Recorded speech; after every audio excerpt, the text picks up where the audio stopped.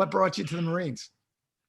It's actually what brought me to the Marines. It's a bit of a story. I mean, look, my family had always served. My dad was in the Air Force. My grandfather was in the Army. My dad's stepfather, my dad's dad worked for the Department of Sanitation, but died when my dad was young. His stepfather had also served in World War II. My dad came from a Gold Star family. His uncle, whose photo is actually behind me, was killed when his bomber was shot down over Europe. Wow. So I grew up with all these stories, going to high holiday services and family events. There are always survivors. I'm not quite sure why a captain in the Marine Corps would lunge and jump neck into New York City politics. I'm not sure what would be worse, the hand-to-hand combat in Fallujah or New York City politics. I would go back to Fallujah in an instant. Your function, day one, if Zach Iscol is elected as controller, taking office. Yeah. So, I think traditionally we look at the controller's office in two primary roles. Number one is providing oversight of city agencies. It's the city's watchdog, making sure that the city is doing its job. A lot of people I think the first thing is most people are not familiar with what the controller does, right? And so number one, it's an independently elected office. The controller doesn't work for the city council. Seek to divest the pension fund investments that are currently held in Israeli-based or Israeli-operated companies? So for short answer, no. I would say that there's a bigger role, though, and that's that we need somebody on the bully pulpit who, one, asks the questions as to why are we singling out Israel? Why are we just looking at Israel, right? And number two, the thing I would say is if people really want to, people are coming to the table because they're concerned about human rights, right? Then they should put their money where their mouth is. And let's look around the world at places with egregious human rights violations. And let's have that conversation. And we can have that conversation about a lot of countries around the world. Right. And let's have that conversation because look, I've spent time in a lot of really bad places around the world. I've seen very real suffering throughout the Middle East, throughout Africa.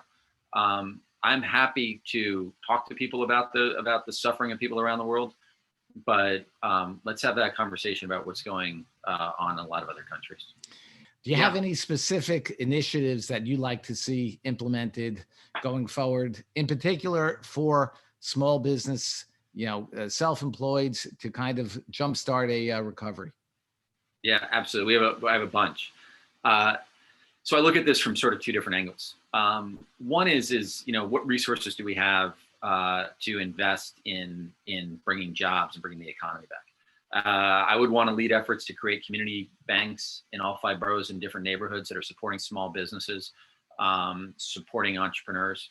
I'd also, we're working on a 5-borough investment plan of using the pension fund to invest in businesses in the 5 boroughs. Right? It's not only can we generate a great return for the pension, it's also critically important to the future of the city. I'll also say, I sold one of my... Some folks running for mayor, I've heard, are advocating for I label it a delivery tax for Amazon packages delivered. Is that something, a mode of generating revenue that you'd be in favor of? I have to look more into it, to be honest. I think one of the things is that the city does need to find ways of increasing revenues. But I think it really has to be through growth. So I'm not sure, you may have seen this. There was a recent news article that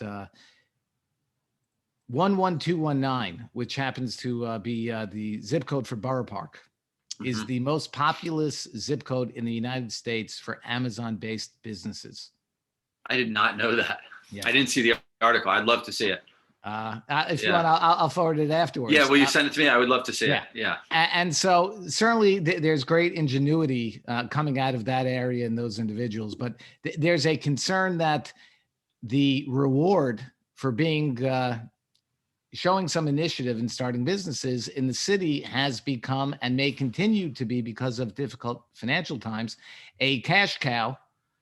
And there is no reward or incentive for being, a go-getter. It's more that we need to tax, and you serve as a way of getting other programs. Yeah, one of the things I want to do as controller is I want to dive in and do an audit of why things are so expensive in New York, right? Like, what's the economics of a $20, $25 hamburger, right? And where's that $20, $25 going, right?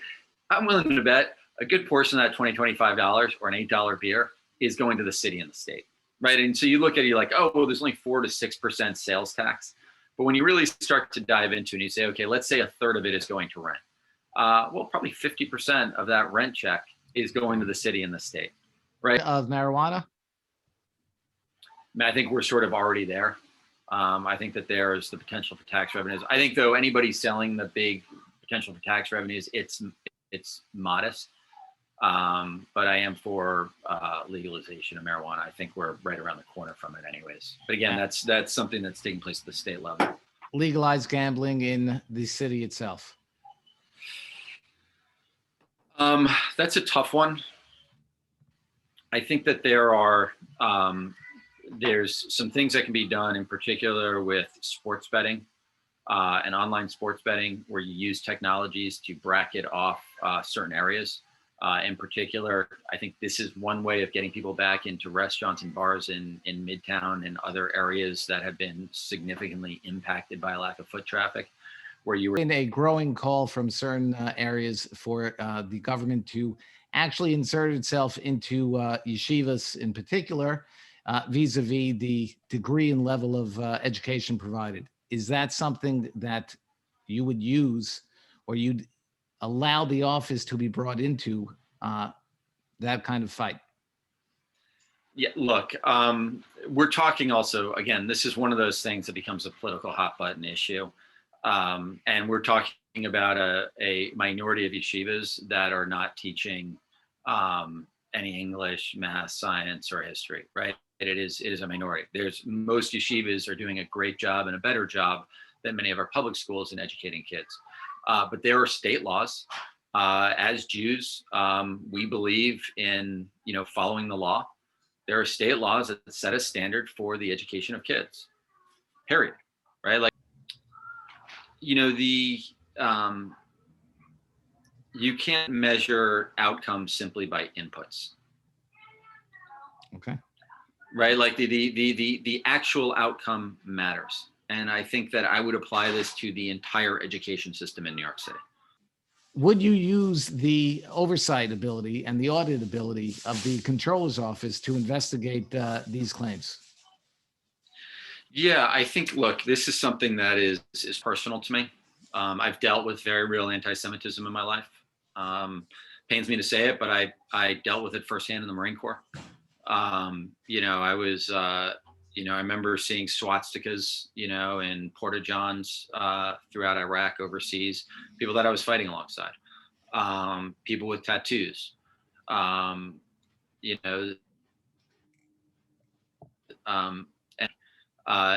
nobody, whether it's because of their race, we've seen an increase in Asian American hate crimes, their religion, being Jewish, being Muslim. Anybody who is targeted because of hate, I would look into that. We always need better police. There's always room for improving any organization. I've led military units. I've made life and death decisions. I was the first officer in charge of recruiting, screening, assessment, and selection for Marine Special Operations, right? I know how to build a military unit.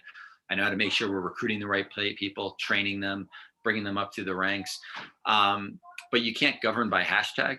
And I think certainly in this moment of rising crime, of increasing public safety issues, now is not the time to be talking about taking police officers off the street. I've said that the Comptroller's office is a stepping stone to seek higher office in the mayor. Going all the way back, I think somebody said to Lindsay or Beam. I think you've put it in reverse. Look, I want to serve the city. That's it. And I'm not a politician. I've been in public service for 2 decades, right? You could have dinner with any historical figure, anybody. Who would it be? Oh, geez. And just one. Just one.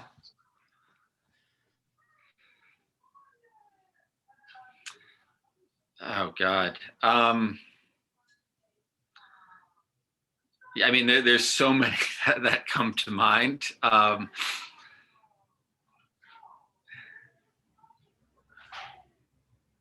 Maybe somebody like Teddy Roosevelt. I feel like that would be just a fantastic dinner. So now the follow-up Larger than question, life. Yeah. the follow-up question is, where would you go for dinner? Oof. I'd love to have him over to my house. Okay, that's a first. What's the topic of conversation? I'd want to know about, it depends, I guess, on what period of his life we're in, but I'd want to hear his stories. I'd want to hear about the work he did cleaning up corruption in the city. One of the reasons that he got sent down to Washington as the Assistant Secretary of the Navy is when he lost the mayor's race, he drove people so nuts rooting out he got appointed to a board whose job was to root out corruption in the city. And he was driving people so nuts because he was so good at it that Tammany Hall begged people in DC to give him a job and get him out of the city. All the years of service, we wish you the best of luck. It's not going to be easy, but